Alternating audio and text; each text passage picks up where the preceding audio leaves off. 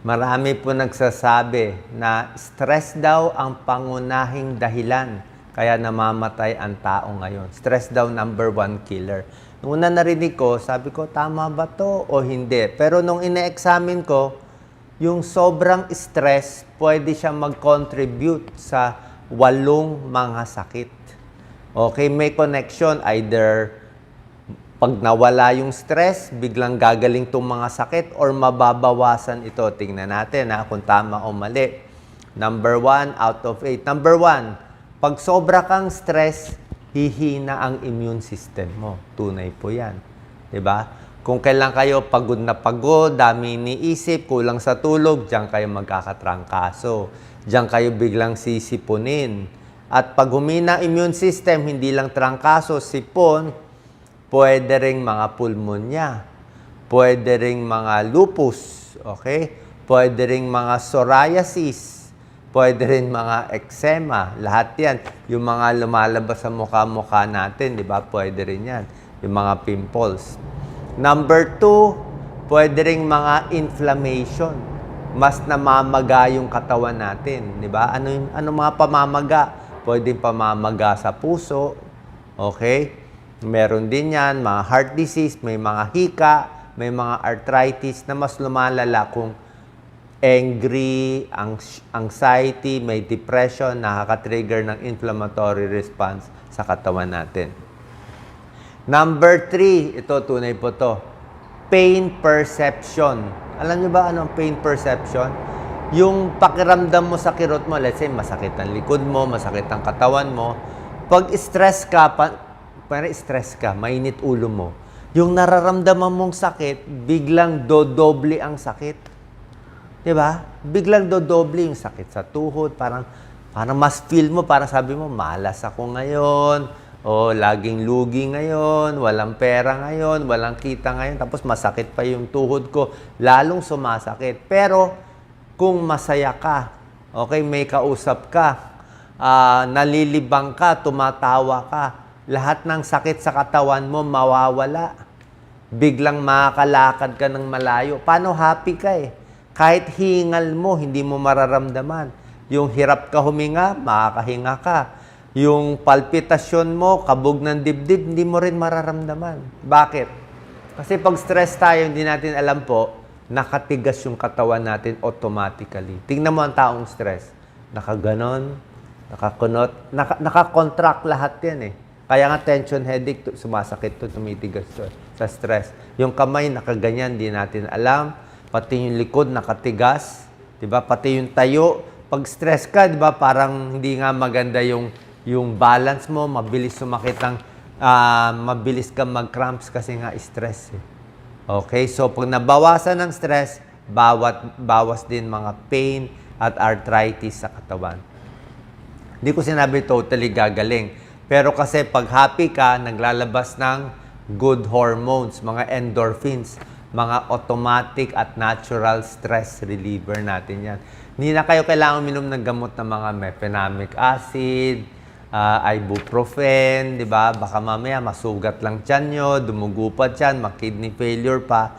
So, mas maganda to, natural remedy. Be happy. Number 4, connected sa stress, digestive health. Anong digestive health? Yan ang problema ko. Makulo ang tiyan, di ba? Pag stress, di ba? Kaya sinasabi na butterflies in your stomach, di ba? Pag stress ka, parang sakit ng tiyan ko, hindi matunawan, ang kabag. Pag meron kang speech, meron kang ka-meeting, mapupunta ka sa banyo. Mauutot, madudumi ka, ma-LBM ka. Anong LBM? Stress diarrhea ang tawag dyan. Diba? Sa takot mo, nagtae. Stress eh. Napabilis ang galaw ng bituka. Stress, biglang nagkahangin yung tiyan, nagkakabag. Paano? Daming hangin eh. Diba? Irritable bowel, stress-related. Ulcer, sobrang stress. Acid reflux. Kakaisip mo, yung tiyan mo gawa ng acid. So, pag nabawasan yung stress, dapat kalmado na yung tiyan. Diba? Pero kung di nga natin maiwasan, gagawin natin, inom ng mainit na tubig, galaw-galaw para lumabas yung hangin, diba? Bawas stress. Number 5, sleep quality. sira ang tulog mo pag na-stress ka, di ba? Maiksi ang tulog, gising ng gising, paggising sa umaga, hindi refresh ang pakiramdam. Paano? Ang dami mo iniisip stress ka di ba? Tapos, pag hindi ka na nakatulog, kulang ang tulog mo, yun ang magbibigay ng dagdag sakit. So, stress ka, hindi ka nakatulog, bukod sa puyat ka, may dagdag sakit pa yung makukuha mo sa kulang sa tulog. Like what? Pag kulang ka sa tulog, mas high blood. Pag kulang ka sa tulog, mas mataas ang blood sugar. Okay? Pag kulang ka sa tulog, mas lutang, mas may vertigo, mas pwede ka pa maaksidente. Okay? Number 6, obesity. 'Di ba? Pag stress, anong mangyayari? Kain ng kain, 'di ba? Comfort food para maging masaya, kakain ng chocolate, ng ice cream, ng french fries, ng fast food para matanggal lang yung mga iniisip na problema. 'Di ba? Mga bad habits, alak, soft drinks, mamaya droga pa, drug abuse. So, maraming bisyo dahil na stress. Number 7 out of 8, ito mas deadly syempre. Pag sobrang stress, number 7, ito yung linya ko bilang cardiologist, heart attack. Sobrang stress, heart attack. Stroke, sobrang stress. At mas malala pa sa heart attack, stroke, may possibility, hindi pa naman 100%, na yung sobrang stress, sobrang galit, pwedeng magdulot ng cancer. Okay? Hindi natin alam kung ano nauna. Alam ko yung mga pasyenteng may cancer, bago lumabas yung cancer, napapansin ko, mainitin ang ulo nila. Inaaway ang misis, inaaway ang anak, tapos lalabas, uy, may sakit pala bigla. Kaya pala mainitin ang ulo, may nararamdaman na. Or hindi natin alam, baka lagi na siyang mainit ang ulo, baka nag-trigger ng cancer. O wala pa naman proof ito, pero tingin ko, later on, makikita natin may connection yung utak sa nangyayari sa katawan. Kasi pag positive yung utak, maganda iniisip mo, gaganda yung pakiramdam mo. Kaya pag negative yung iniisip mo, mas magkakasakit. And number 8, syempre, pag sobrang stress, mental health problem. Diba? Syempre, mas anxiety, mas depressed, mas bipolar, kung ano may isip, mas umaatake itong mga mental health problem pag stress ang tao. At, syempre, mas maiksi ang buhay. Yan ang problema natin. So, pag sinabing stress ang number 1 killer, posible nga. Okay, so ano magagawa natin? Ito magagawa natin. 1 to 12. Try natin gawin. Malay natin, pag nabawasan mo stress mo, biglang mawala yung sakit mo. Or at least, ma-manage mo na. Okay? Hindi ko sinabi wag magpatingin sa doktor. Sabi ko sa inyo, patingin kayo sa doktor.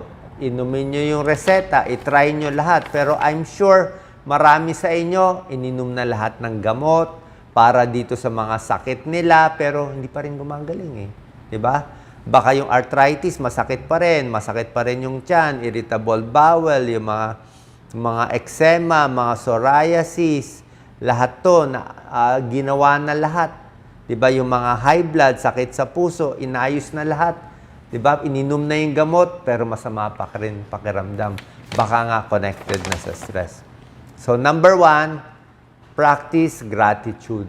So, count your blessings. Okay? Anong count your blessings? Siyempre, na at least buhay pa tayo, nakakalakad pa tayo, okay pa yung pamilya natin, wala naman nakakulong, may bahay ka pa naman natutulugan, di ba? Di ba? Kahit maliit lang yung bahay, yung iba nga nasunugan, di ba? Na okay pa. Pwede na yon. Meron pa nakakain kahit hindi masarap ang pagkain.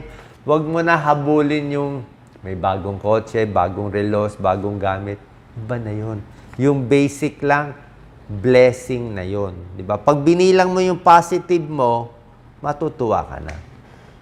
Okay, kaya isipin mo nga na yung tubig mo, kahit kalahating baso lang, half full na yan. May tubig ka na. Huwag mo isipin kulang yung tubig mo. Number 2, challenge negative thoughts. Pag may negatibo pumapasok sa utak, palitan mo yung negative ng positive or wag mo pansinin. Number 3, focus on solutions. Yung may magagawa ng paraan, gawa ng paraan. Pero pag hindi na natin magawa ng paraan, hanap na tayo na iba. Diba? Let's say, natanggal sa trabaho, wala nang magagawa, hindi na maka-apply ulit, di hanap nila ibang trabaho. Malay mo, blessing yung nangyari. Diba? Number 4, surround yourself with positive people. Kailangan may nakakausap tayo every few days, kung hindi, pag kayo lang lagi mag-isa sa bahay, kung ano-ano maiisip. Mahirap maglalaro ang isip mo pag masyadong mag-isa. Kaya hindi maganda yung isolated. Maganda may friends, may meeting kayo kahit once a week, twice a week, para lang malibang. Number 5, practice mindfulness. Kalmado, mas relax, mas dahan-dahan ng galaw. Number 6, set realistic goals. Dapat yung goals mo, yung mga kaya gawin na maayos mo. Kahit yung simpleng goal lang. Matapos lang yung project, maayos lang yung kwarto, 'di ba? Yung simple lang, mapag-graduate yung bata, yung kaya gawin. Number 7, self-compassion. Ito importante, ito number 7. Kasi marami sa atin, 'di ba, parang self-pity eh. I think common ang self-pity sa kababayan natin na parang awa ka sa sarili mo, apik ka, laging malas. But ako puro lugi, nakikita ko sa Facebook, puro swerte lahat ng classmate ko, ako na lang nalugi, ako na lang nahuli, ako lang ang hindi pumasa, yung mga ganyan. Pag ganyan naisip mo, masama eh. Kaya nga love yourself eh, di ba? So baka isip mo lang yan, challenge lang yan. Pero syempre dapat magdasal kung ano yung God's will para sa'yo. So love yourself. Number 8, focus on what you can control. Tulad na sinabi ko, kung ano lang yung maaayos mo, yun ang gagawin. Number 9, engage in activities you can enjoy. Gawin mo yung kung saan ka masaya. Di ba? Masaya ka ba? Yung mga mura lang, maglakad sa park, kumuha ng picture, mag-collect sa scrapbook, di ba? Tumulong sa kapwa, kahit isa lang matulungan mo, message mo lang yung kaibigan mo ng positive, maganda na yun. Minsan makakuha ka lang na isang positive message sa isang tao na hindi mo ina-expect, happy ka na buong araw. Napasaya mo lang siya, one day pwede na yon. One day na yon. One day happy na siya, dagdag na yon. Parang bulaklak na yon, blessing na yon. Hindi mo naman kailangan gawin na lahat eh. Baka hanggang dun lang ang kaya. Okay? So, engage in activities you enjoy. Number 10, practice positive affirmation. Parang ipe-pep talk mo yung sarili mo na kaya mo yan, maganda yan, may darating na maganda. Masakit katawan mo ngayon, pagod ka, pero bukas gaganda yan. Ganun ako lagi.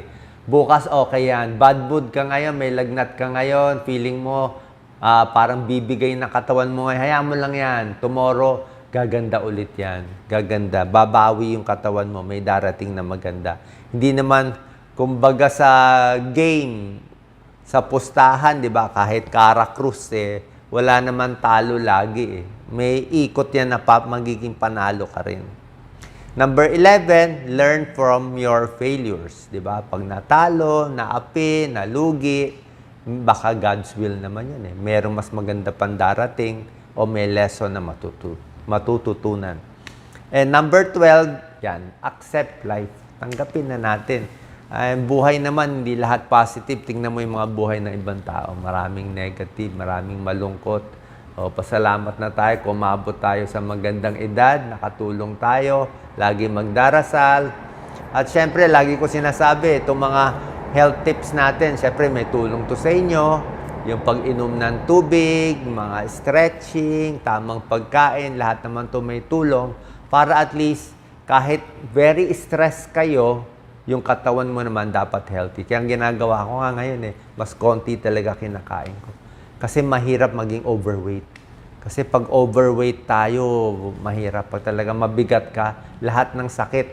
Pag mabigat ka, para kang may dalang silya. Kaya overweight ka 20 pounds, parang may karga kang 20 pounds na dala-dala mo. Pero pag natanggal mo yung mabigat na 20 pounds na extra taba sa bilbil, di ba? Mas makakalakad ka na mabilis. Mas hindi ka hihingalin. Mas hindi hirap yung katawan mo. Parang kotse. Pag nilagyan mo ng maraming kargada yung kotse mo, masisira yung gulong, masisira yung makina. Pero kung magaan lang yung kotse mo, magaan lang yung karga, kahit luma na yung kotse mo, matanda na yung kotse mo, at least aabot ka pa rin kasi nga magaan yung karga. Kaya kain lang na mas konti, diet ang mahalaga. Salamat po, God bless po, ingat po tayo palagi.